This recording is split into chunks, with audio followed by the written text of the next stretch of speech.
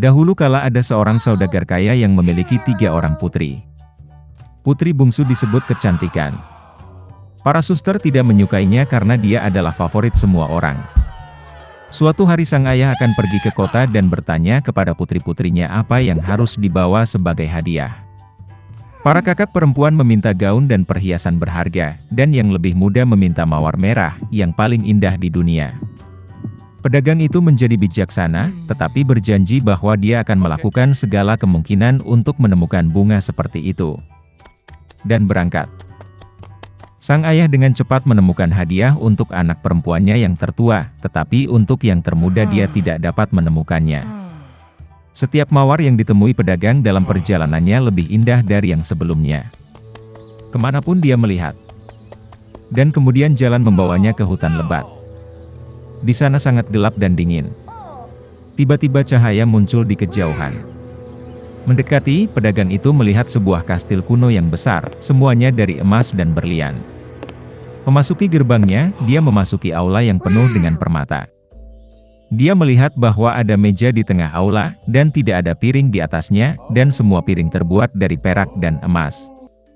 Tapi kastil itu kosong, tidak ada siapa-siapa. Pedagang itu mengira pemiliknya mungkin akan datang sebentar lagi. Dia menunggu 1, 2, 3 jam tidak ada yang muncul. Pedagang itu tidak bisa menahan diri dan duduk di meja. Setelah makan dari perut, orang tua itu berangkat.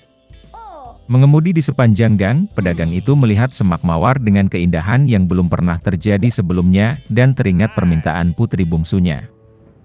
Dia menyetir dan memetik mawar yang paling indah.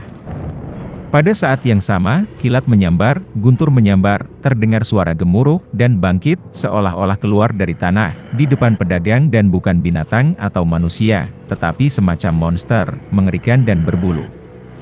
Terlalu marah pedagang itu memilih bunga favoritnya alih-alih berterima kasih kepada pemiliknya atas keramahannya. Orang tua itu sangat ketakutan, dan berkata bahwa dia akan melakukan apapun, selama dia tidak membunuhnya.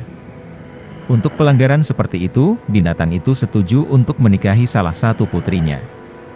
Tapi hanya orang yang ingin datang sendiri, karena cintanya pada ayahnya. Dan jika tidak ada yang datang, maka pedagang itu mati. Orang tua itu berduka, dan memutuskan untuk pulang, untuk mengucapkan selamat tinggal kepada putrinya. Dia tidak ingin menyerahkan salah satu dari mereka untuk binatang buas. Aku naik kudaku dan pulang. Setelah bertemu dengan anak-anak, dia memberikan hadiah kepada semua orang, dan menceritakan tentang petualangannya. Para kakak perempuan menerkam yang lebih muda, kata mereka, itu salahnya, dia memesan bunga yang buruk, yang sekarang harus dibayar ayahnya dengan nyawanya. Kemana si cantik menjawab bahwa dia dengan senang hati akan pergi ke binatang buas itu, bukan ayahnya. Jadi, keesokan harinya, Beauty mulai berkembang. Kuda itu dengan cepat menemukan jalan kembali ke kastil. Memasuki aula, dia menemukan meja dengan anggur dan makanan lezat. Si cantik mengira binatang itu ingin memakannya, jadi dia memberinya makan. Segera setelah dia makan malam, terdengar suara gemuruh, dan monster yang mengerikan dan berbulu muncul, seolah-olah dari bawah tanah.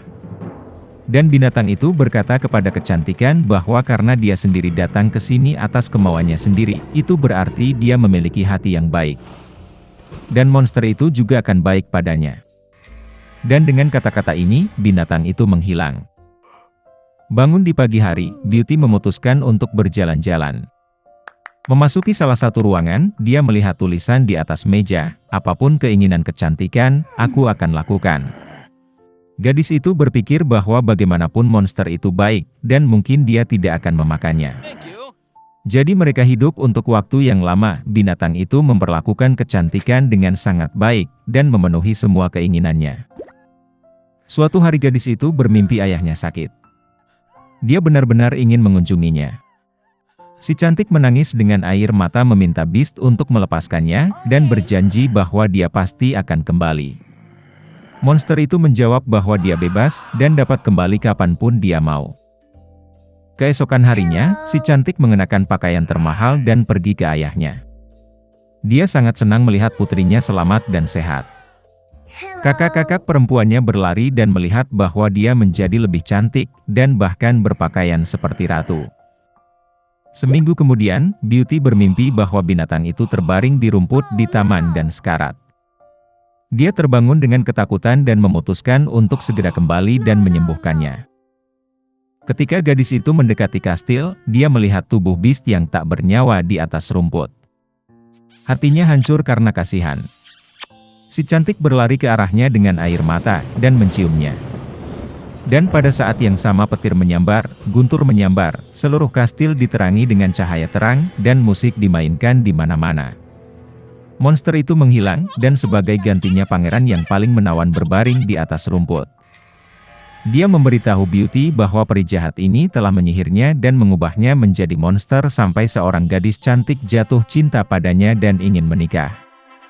Si cantik memberinya tangannya, dan mereka pergi ke kastil. Keesokan harinya, kecantikan dan pangeran menikah dan sembuh dengan bahagia selamanya. Beginilah cara hati yang baik bisa mematahkan mantra jahat. Dahulu kala, seorang tukang giling memelihara seekor keledai. Selama bertahun-tahun, keledai bekerja keras dan menjadi penolong yang sangat diperlukan bagi tukang giling. Tapi tahun-tahun berlalu, dan keledai itu menjadi tua dan lemah. Dia tidak bisa lagi bekerja di penggilingan, dan pemiliknya tidak punya sarana untuk memberi makan hewan itu. Jadi setelah sedikit merenung, tukang giling membawa keledai itu ke ladang dan meninggalkannya. Keledai itu tersandung di tempat untuk waktu yang lama, tidak tahu harus berbuat apa. Tiba-tiba ia memutuskan akan pergi ke kota gemilang Bremen, untuk menjadi musisi jalanan dan mencari nafkah dengan bermain gitar. Jalan menuju kota membawa keledai ke hutan. Untuk waktu yang lama dia melewati pepohonan sampai dia bertemu dengan seekor anjing yang sedih tergeletak di rumput. Dia telah berlari jauh, dan sekarang dia kelelahan di jalan. Keledai itu menyapa anjing itu dan bertanya mengapa dia sedih. Kemudian anjing itu berkata bahwa dia dulunya adalah pemburu yang hebat, sehingga tidak ada satu mangsa pun yang bisa melarikan diri. Tapi sekarang dia sudah tua dan tidak bisa lagi mengejar permainan. Karena itu, pemilik mengusirnya. Keledai itu berpikir sejenak, lalu memberitahu anjing itu bahwa dia berencana menjadi musisi jalanan. Tiba-tiba anjing itu melompat dan menggonggong dengan gembira. Ternyata dia tahu cara menyanyi dan memainkan drum dengan baik, dan karena itu tidak keberatan menemani keledai itu dan memutuskan. Sekarang keledai itu tidak pergi ke Bremen sendirian. Mereka berjalan melintasi hutan bersama, dan masing-masing bernyanyi dengan caranya sendiri sebaik mungkin. Dan kemudian mereka bertemu seekor kucing di jalan. Dia sangat sedih karena teman yang baru berteman tidak bisa lewat. Mereka mulai bertanya kepada kucing itu mengapa dia begitu tidak bahagia. Ternyata nyonya jahat mengusir kucing itu keluar rumah, karena ia sudah tua dan tidak bisa lagi menangkap tikus. Kemudian keledai itu berunding dengan anjing itu, dan mereka memutuskan untuk membawa kucing itu ke dalam kelompok sebagai pemain biola. Maka hewan-hewan itu melanjutkan perjalanan mereka ke Bremen, sampai mereka bertemu dengan ayam jantan dalam perjalanan. Dia duduk di pagar dan berkokok ketakutan di tenggorokan ayam. Teman-teman berbicara dengannya dan mengetahui bahwa ayam jantan telah melarikan diri dari nyonya rumah, yang menganggapnya tua dan memutuskan untuk memasak sup darinya. Tanpa berpikir dua kali, keledai, anjing dan kucing memanggil ayam jantan ke dalam kelompok, memberinya balalaika. Jadi rombongan yang baru terbentuk itu berjalan melewati hutan sampai malam tiba. Teman-teman tidak punya pilihan selain bermalam di dekat pohon besar. Keledai dan anjingnya berbaring dari bawah, kucing itu memanjat ke dahan, dan ayam jantan itu duduk di atas pohon. Tiba-tiba sebuah cahaya menyala di kejauhan. Ayam jantan itu mengangkat matanya yang pikun dan melihat sebuah gubuk yang cahayanya redup. Kemudian teman-teman tersebut memutuskan untuk bermalam di sebuah gubuk. Tetapi ketika mereka berjalan ke gubuk dan melihat keluar jendela, mereka melihat 4 perampok di sana, merayakan perampokan sukses lainnya. Karena sudah sangat lapar, para musisi memutuskan untuk mengusir para bandit dari sarang mereka.